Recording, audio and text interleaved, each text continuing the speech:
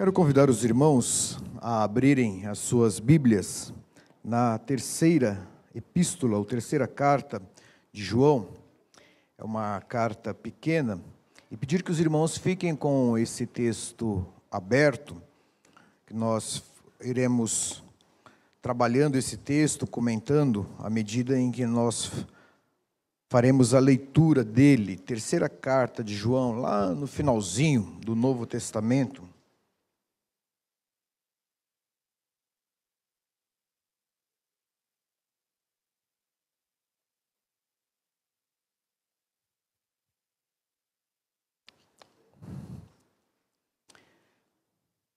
Terceira carta diz: o presbítero ao amado Gaio, a quem eu amo na verdade, amado, acima de tudo faço votos por tua prosperidade e saúde, assim como é próspera a tua alma.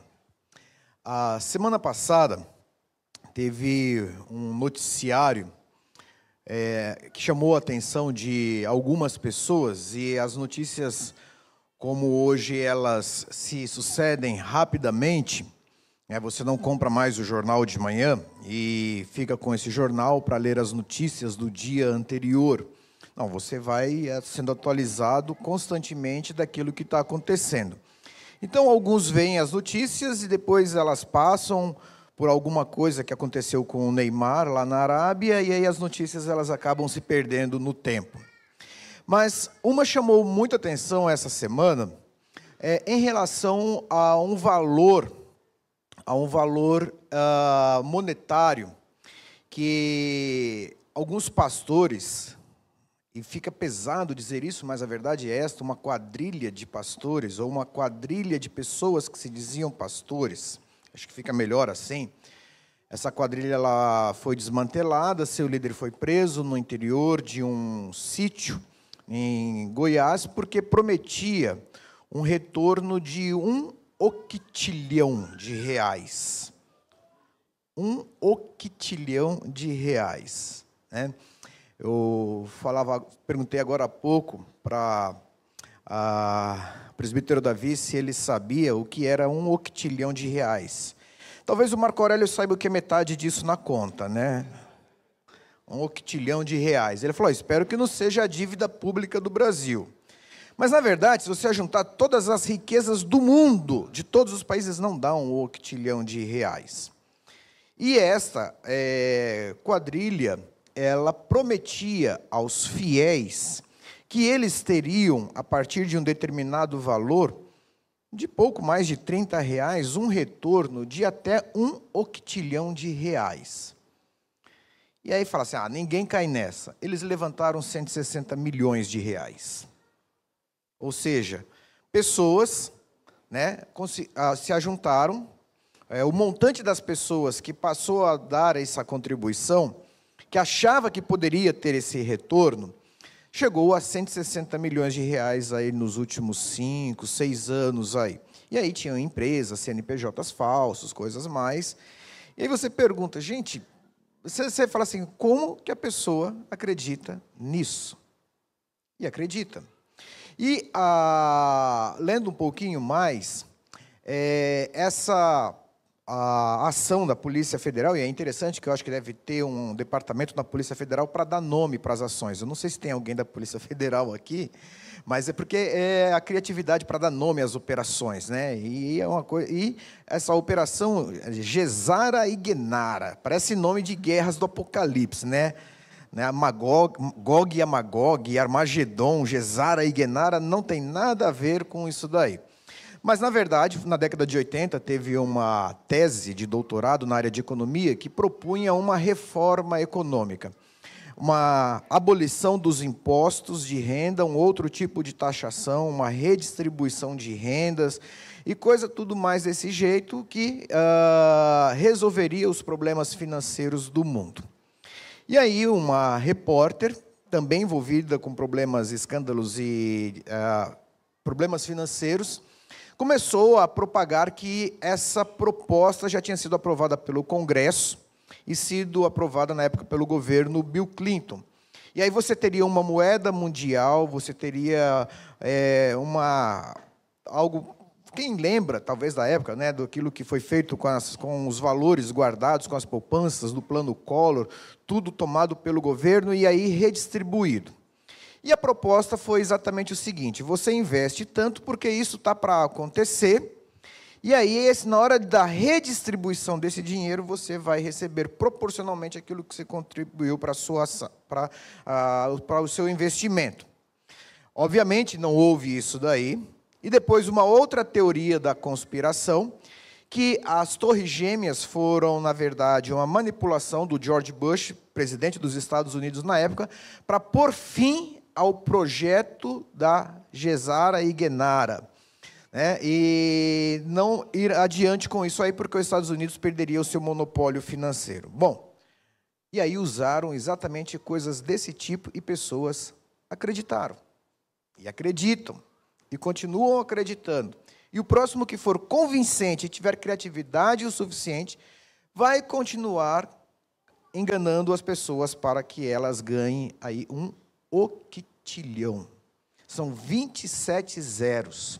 10 elevado à 27ª potência. É muita coisa, né? Mas por que será que as pessoas, e agora falando do Brasil, elas acabam, de certa forma, sendo atraídas por essas promessas de ganho fácil? Está aí as criptomoedas, os jogadores de futebol, né, que também investiram dinheiro, está aí os escândalos, promessas de ganho fácil. E uma coisa, irmãos, que nós não podemos nos esquecer: religião e sociedade, religião e economia, religião e política, essas coisas elas estão muito mais juntas do que nós imaginamos.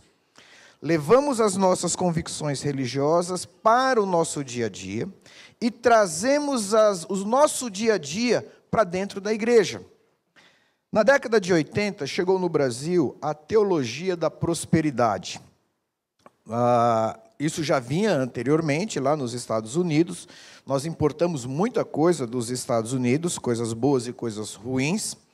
E chegou a teologia da prosperidade. E alguns livros foram lançados aqui no Brasil. Me lembro que o primeiro que eu li a respeito, ainda adolescente, não era de um pastor dos Estados Unidos, mas era de um pastor sul-coreano, Paul Yang-Shu, A Quarta Dimensão. Estou vendo que alguns estão balançando a cabeça e lembram desse livro.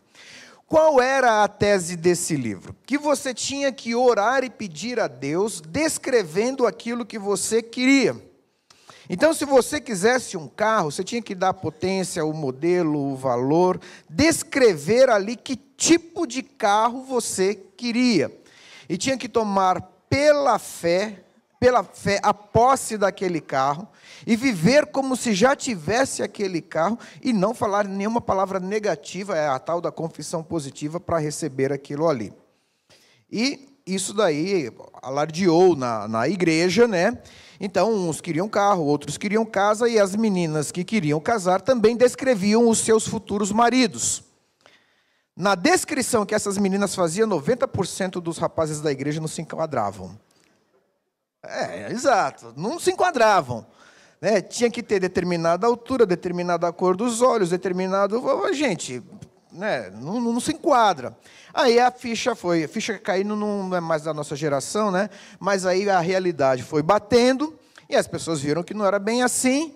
Aí a menina olhava para o rapaz e falou assim: bom, não é bem o que eu pedi, mas serve, né? Exato. Depois um outro livro chamado Há Poder em Suas Palavras. Você tem que pronunciar positivamente aquilo que você quer, aquilo que você deseja, porque as suas palavras têm poder. E é interessante que pessoas começaram a fazer declarações, e algumas delas beiravam a loucura. Pessoas que desejavam o casamento do outro e declaravam a falência do casamento do outro para poder ter aquela esposa ou aquele esposo que era do outro, ou o emprego, ou alguma coisa desse tipo. E esse tipo de a teologia da prosperidade foi bem difundida também na década de 90. Teve um pregador que andou muito aqui no Brasil, vendeu muitos livros, chamado Peter Wagner, falando sobre a teologia da prosperidade. Por que eu estou dizendo isso? Porque é errado um crente ter algum nível de prosperidade? O texto bíblico diz: ao amado Gaio, a quem eu amo na verdade, amado acima de tudo, faço votos por tua prosperidade e saúde. Aqui o apóstolo diz, escrevendo a Gaio, e quem era Gaio? Gaio, ele tinha sido companheiro de viagem de Paulo. Gaio era da cidade de Corinto. Você pode ver isso lá no livro de Atos, capítulo 15, 16, 17, 18 e 19. Ele está com Paulo em Éfeso, durante o período que Paulo fica ali em Éfeso. Ele era da cidade de Corinto, ele acompanha Paulo na terceira viagem missionária. E foi batizado por Paulo, como Paulo diz na carta aos Coríntios, quando ele diz: não batizei ninguém de vós, exceto Crispo e Gaio. E também ele era amigo aqui do apóstolo João. Então era alguém da primeira geração de crentes da igreja cristã, que tinha um relacionamento muito próximo ali com os apóstolos. E muito provavelmente ali uma igreja se reunia na casa dele. E João diz: eu faço votos por tua prosperidade e saúde. Então, em si mesmo, você querer ter e trabalhar e orar para ter condições, a questão é para que você quer essas condições, né, de prosperidade e de saúde. Em si mesmo isso não é errado. O problema é quando você quer um octilhão. E aí você pergunta: para que você quer um octilhão? Aliás, para que você quer 1 bilhão? Para que você quer 1 milhão? O que é que você vai fazer com isso daí?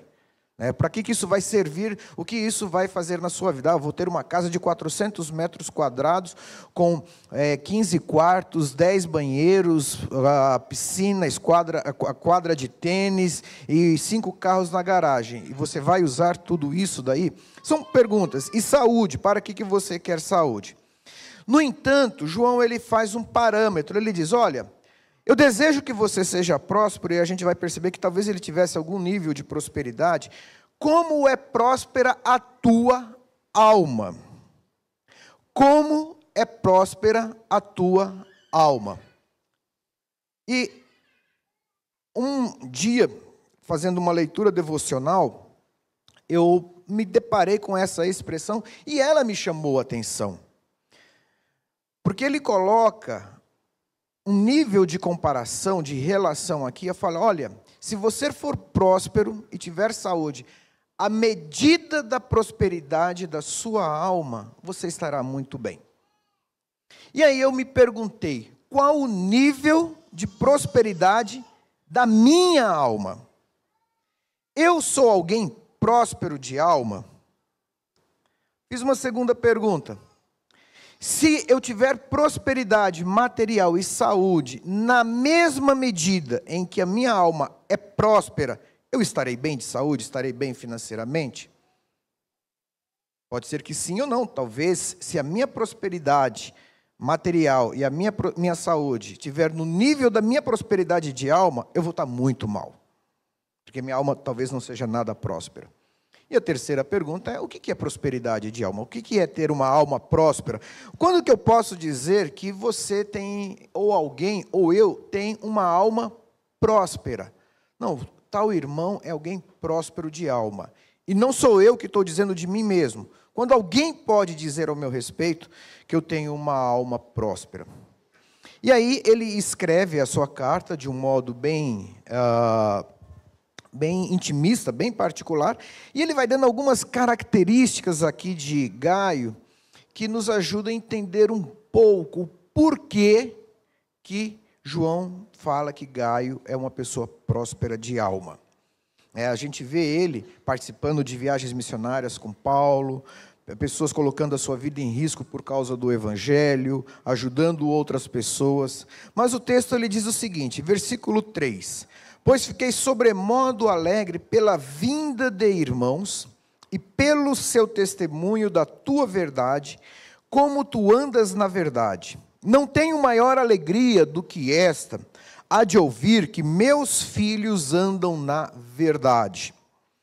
Provavelmente João, no final da sua vida, né, estava lá na cidade de Éfeso, e aí alguns irmãos da igreja de Corinto vão até Éfeso, e ele começa a perguntar, como é que estão as pessoas? E como nós fazemos, às vezes algum irmão muda para uma outra cidade, a gente visita esse irmão, e esse irmão começa a nos perguntar, como é que vai a família tal, como é que vai a família tal, como é que vai o irmão tal, como é que vai tal pessoa? E provavelmente isso daí aconteceu, e ele diz, olha, eu recebi visitas, e eu fiquei sobremodo alegre a respeito daquilo que falaram a teu respeito. E o que falaram a teu respeito? Não foi você que me disse, não foi você que colocou uma carta a respeito de si mesmo, não foi você que fez ali um autoelogio, foram outras pessoas que me falaram a teu respeito.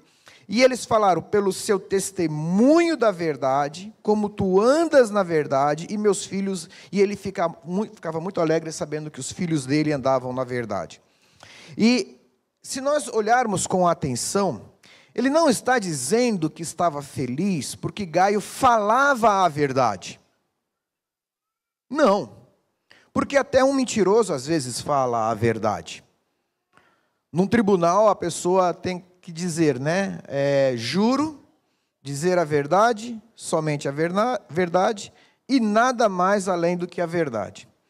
E quando ele não pode dizer a verdade, para quem assiste filme aí norte-americano, não, eu recorro à quinta emenda, o direito de permanecer calado. No Brasil nós também temos esse direito para você não produzir provas contra si mesmo. Ou seja, até um criminoso pode falar a verdade. Mas ele não está dizendo que Gaio falava a verdade.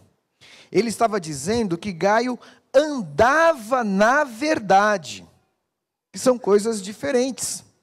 Ele andava na verdade. Mas o que será andar na verdade? Em alguns textos, andar na verdade é uma palavra só, que precisa de duas palavras, né? Um verbo e um substantivo para traduzir uma ideia do que seria isso em português. Quando nós olhamos o Novo Testamento, e nós sabemos que o Novo Testamento, na verdade, ele é escrito praticamente já quando tinha ali 30 anos de igreja organizada. Né, as primeiras cartas datam ali da década de 60 depois de Cristo. Então, se Cristo morreu aos 33 anos, somente 30 anos depois que começam as primeiras cartas a serem escritas. Toda a tradição era ensinada oralmente.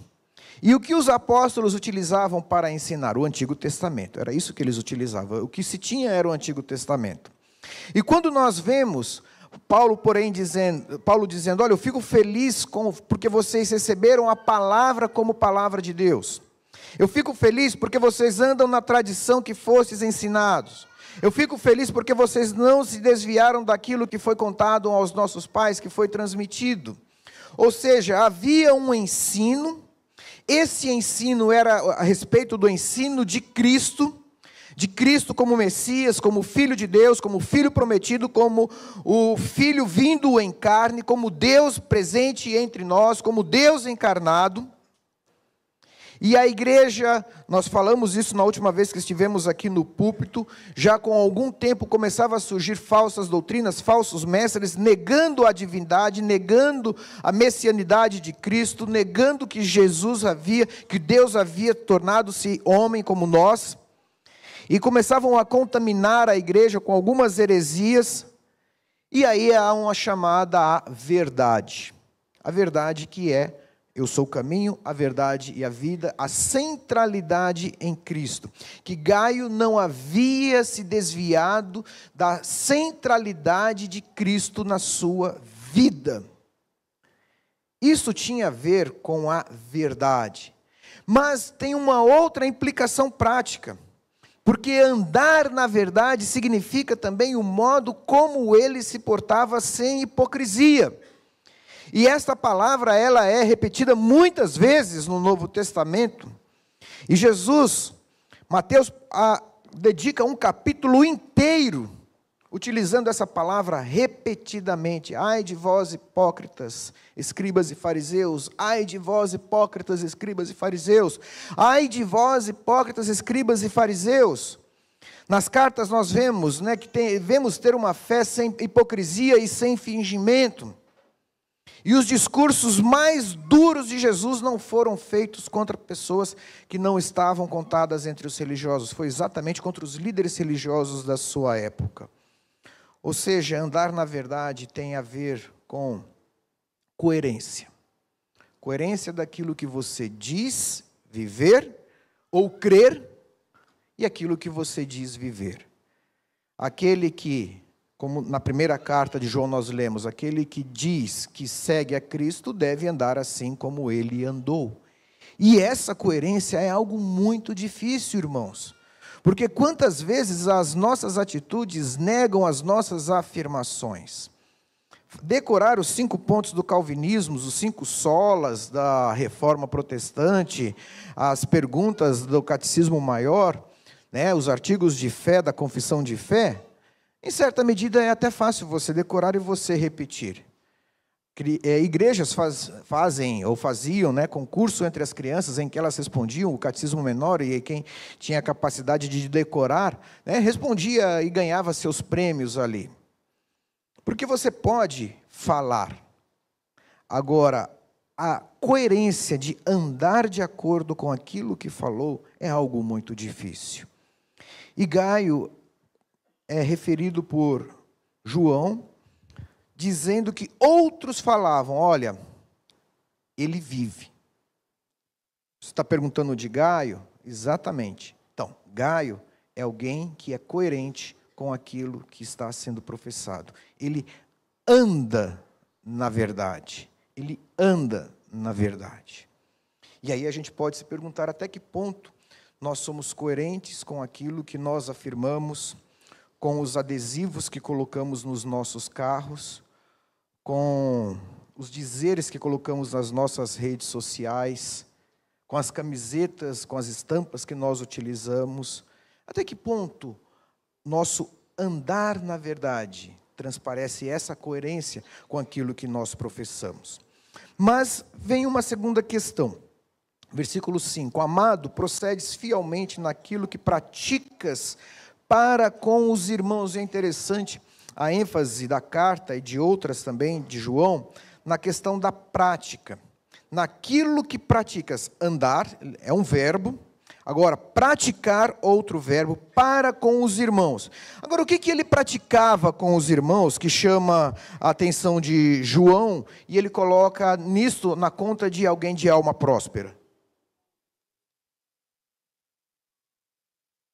Ele diz, amado, procedes fielmente naquilo que praticas para com os irmãos, e isto fazes mesmo quando são estrangeiros, os quais perante a igreja deram testemunho do teu amor. Mais uma vez, terceiros dando testemunho a respeito de Gaio, e não ele dando testemunho, olha como eu sou alguém bom. Bem farás encaminhando-os em sua jornada por modo digno de Deus, pois por causa do nome foi que saíram, nada recebendo dos gentios. Portanto, devemos acolher esses irmãos para que nos tornemos cooperadores da verdade. De quem que ele está falando aqui? Quem que eram esses que estavam sendo acolhidos? Quem é esses que saíram por causa do nome de Deus? Quem é esses que não receberam nada dos gentios? A igreja do Jardim Satélite, ela tem uma prática muito louvável, muito boa. Ela tem um envolvimento com agências missionárias, com missionários, torna-se parceiros desses missionários, ela é envolvida, os missionários vêm aqui, mandam os seus relatos. E aí ela fica conhecida, ela conhece agências missionárias. E quando nós falamos, por exemplo, em contexto presbiteriano, APMT, Agência Presbiteriana de Missões Transculturais, são aqueles que, pela denominação, estão no campo missionário, seja numa tribo indígena, seja no Oriente Médio, seja na África, na Europa, não importa. Essa pessoa, ela recebeu um treinamento, ela recebeu uma provisão, ela tem uma instituição que a sustenta. No caso, por exemplo, dos missionários, necessariamente eles têm que ter um seguro de vida, eles têm que ter um convênio médico, ou seja, existe uma assistência minimamente que os tornem ou que garanta-lhes uma dignidade de vida. No entanto, no primeiro século não existia CNPJ, não existia essa estrutura que nós temos. Aliás, não existia denominações. As igrejas eram simplesmente conhecidas como igrejas. A igreja que se reúne na casa do irmão tal, na cidade tal. Os cristãos eram conhecidos como seguidores do caminho. Simplesmente assim. Mas o Novo Testamento fala de evangelistas, fala de mestres, fala de evangelistas que percorriam cidades, falam de pessoas que iam de cidades em cidades pregando o evangelho. E como que essas pessoas faziam? Simplesmente elas recebiam, às vezes, uma carta de recomendação, partiam ali numa viagem de alguns dias a pé para alguma outra cidade e perguntavam, vem cá, onde que mora tal pessoa aqui? Onde que mora Gaio? Onde que mora Crispo? Onde que mora essa pessoa? Ah, essa pessoa mora naquela rua ali, você vai encontrar, ali tem um ferreiro, depois tem um curtidor, depois você vai ter uma casa assim, assim e tal, você vai encontrar aquela casa. Eu chegava lá, vem cá, aqui é a casa de fulano de tal, olha, eu sou da cidade lá de Corinto, eu sou da cidade de Filipos, eu sou da Acaia, eu sou de Jerusalém, eu sou de Antioquia. E eu tenho uma carta aqui do pastor, eu tenho uma carta aqui do presbítero, irmãos, e ter uma carta naquele período era algo muito difícil, que não tinha papel, caneta, né? Tudo tinha que ser escrito ou em tabletes de barro, de argila, em madeira, em couro, em papiro. Então eu tenho uma carta aqui dizendo, me recomendando que eu estou de viagem. E aí a pessoa poderia ser recebida ou não recebida. E o que Gaio faz, segundo João e o testemunho que davam dele, que ele era alguém de portas e coração aberto para receber, e não só receber, mas encaminhá-los por modo digno de Deus. Ou seja, meu irmão, fique aqui, descanse, e na hora de ir embora, não se esqueça que você tem que levar aqueles mantimentos, tem que levar água, tem que levar roupa, tem que levar comida, que a sua jornada ela é longa. Gaio era alguém que mostrava hospitalidade, mostrava generosidade, alguém que estava disposto a repartir. E é bem provável que por isso, João ele diz, olha, eu desejo que você seja próspero, porque ele tinha para ele que aquilo que ele recebia era para repartir. Como igreja presbiteriana, nos referimos muito à Reforma Protestante e a Calvino. Mas é interessante que as pessoas referem-se a outros e não leem esses outros, né? E as críticas são a partir da terceira fala de alguém que leu alguém que gostou ou não gostou. E Calvino ele diz algo bem interessante a bens materiais. Ele diz, olha, quando Deus ele lhe dá algo mais do que você precisa, você acha que é para você? Não. Ele quer lhe fazer participante da graça divina, no sentido de poder contribuir e sustentar, porque do lado seu, com certeza tem alguém que recebeu menos do que precisa. E nesse sentido, de um modo bem amplo, todos nós somos ricos e pobres em alguma medida. Se pegarmos pobreza, aquilo que nos falta, e riqueza, aquilo que nos sobra. Todos nós temos. Alguns talvez tenham recursos materiais, alguns tenham tempo, alguns tenham uma habilidade intelectual, não importa. Todos nós temos algum tipo de coisa que é a mais, que não é para a gente, que é para repartirmos. E Gaio era alguém que estava disposto a repartir, receber, encaminhar, amar de modo prático. E aí, João ele faz uma pequena digressão aqui, porque ele quer chegar no versículo 10. Amado, não imites o que é mal, senão o que é bom. E ele coloca duas pessoas em oposição.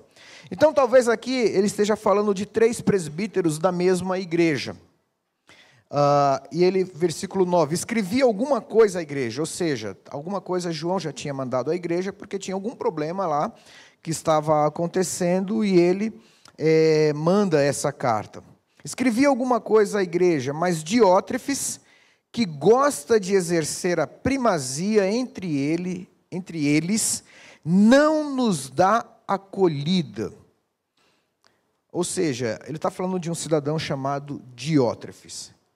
Esse cidadão Diótrefes, pelas essas poucas palavras, podemos pensar em alguém que era uma pessoa centralizadora, egoísta, dominadora, e que não somente não fazia, versículo 10, por isso se eu for aí, far-lhe-ei lembradas as obras que ele pratica, proferindo palavras maliciosas contra nós, e não satisfeitos com essas coisas, nem ele mesmo acolhe os irmãos, como impedem os que querem recebê-los e os expulsa da igreja. Você já imaginou alguém ser expulso da igreja por estar fazendo o bem? Interessante a gente pensar nisso. Não, mas eu só estou fazendo bem para outro. E Diótrefes, não quero gente estranha aqui não.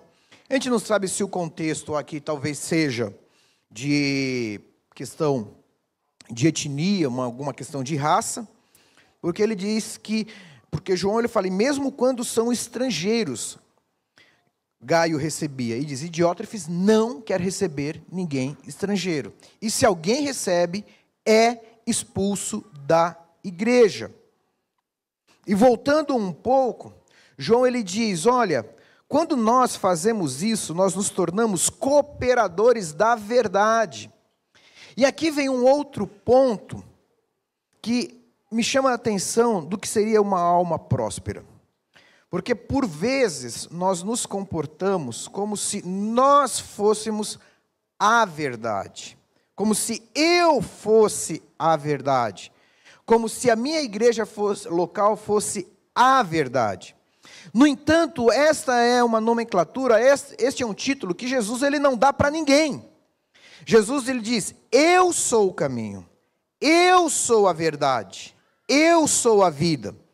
E quando nós nos engajamos no trabalho, nós somos cooperadores da verdade, e não a verdade. E isso é muito importante, irmãos. Isso é muito importante, porque sempre que nós entramos numa aparente discussão de ideias, de opiniões, a gente sempre parte do pressuposto de que está certo.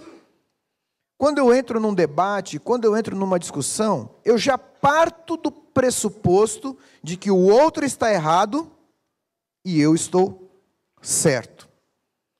Tente fazer um exercício de escutar, conversar com alguém que tem opinião diferente de você sobre alguma área, e em algum momento você se pergunta, eu posso estar errado, deixa eu ouvir esta pessoa.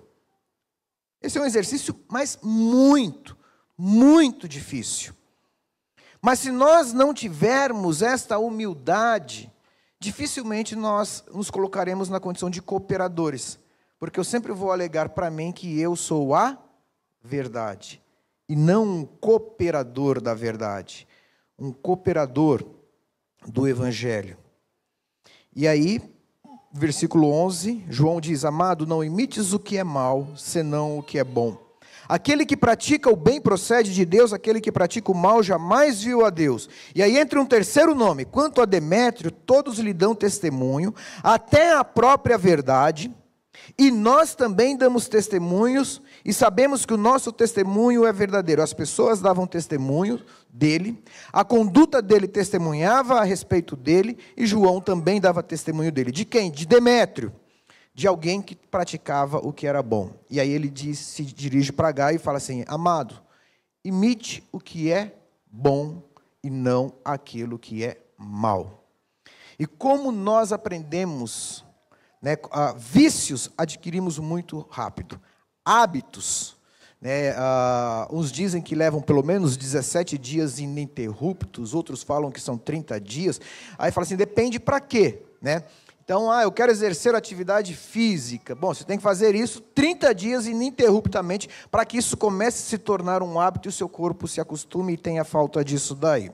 Mas basta 1 ou 2 dias sem fazer para que você, todo aquele bom costume, ele se perca. Basta 1 ou 2 dias, basta uma vez. Leitura da Bíblia. Se você faz isso diariamente, você leva um bom tempo para aquilo se tornar um hábito.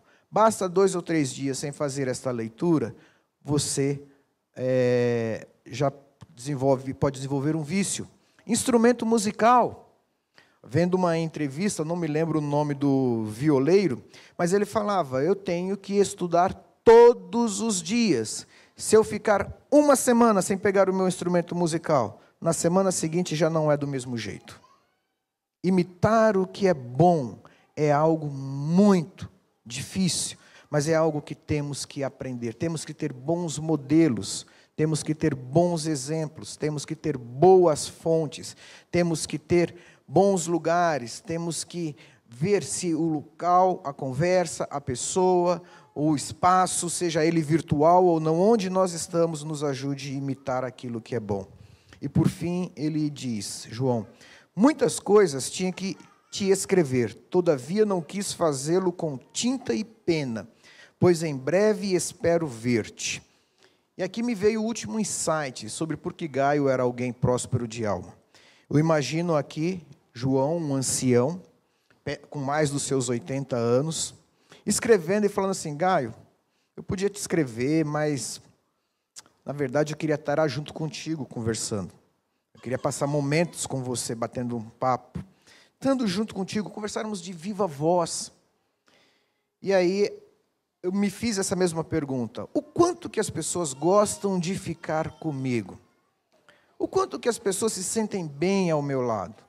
Quando as pessoas deixam a minha presença, o que elas estão levando? Elas estão indo carregadas, sobrecarregadas, ou elas estão indo em paz? O que é estar com alguém e você sente que aquele momento lhe faz bem?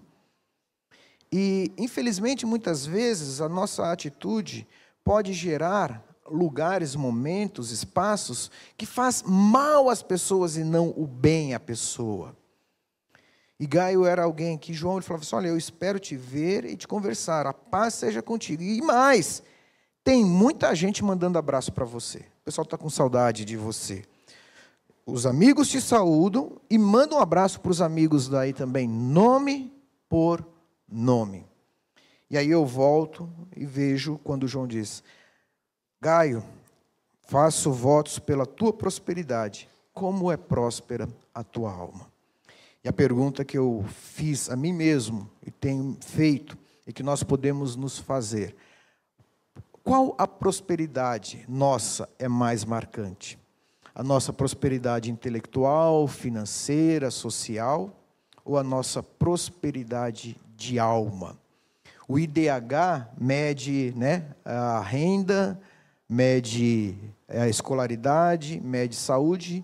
E tem um país, eu não me lembro se na Índia ou se no Paquistão, que diz que colocaram um quarto elemento que é a felicidade, para medir a felicidade. E se nós colocássemos um outro elemento, a prosperidade de alma, como que estaria esse nosso índice? Então, que o Senhor nos abençoe, que o Senhor nos ajude a que sejamos pessoas, igrejas, filhos e filhas de Deus, prósperos de alma. Oremos. Senhor Deus, Pai, neste mundo onde os valores são valores efêmeros, passageiros, onde o homem ou a mulher de sucesso é medido por aquilo que possui, ou pelo quanto é conhecido, pedimos, ó Pai, que os valores de Cristo sejam estes que estejam em nosso coração, em nossa vida. Pedimos, ó Pai, que realmente o Senhor nos dê o pão nosso de cada dia, nos dê o sustento, nos dê saúde, mas pedimos que a única coisa que nós poderemos levar quando daqui partirmos, que é essa alma próspera, que sejamos conhecidos como pessoas que andam na verdade, como pessoas acolhedoras e generosas, pessoas que imitam o que é bom, e também, ó Pai, pessoas que sejam portos seguros, pessoas que criem ambiente de paz, criem ambientes acolhedores, ó Pai, para que assim exalemos o bom perfume de Cristo na nossa vida. Assim oramos no nome de Jesus. Amém. Amém.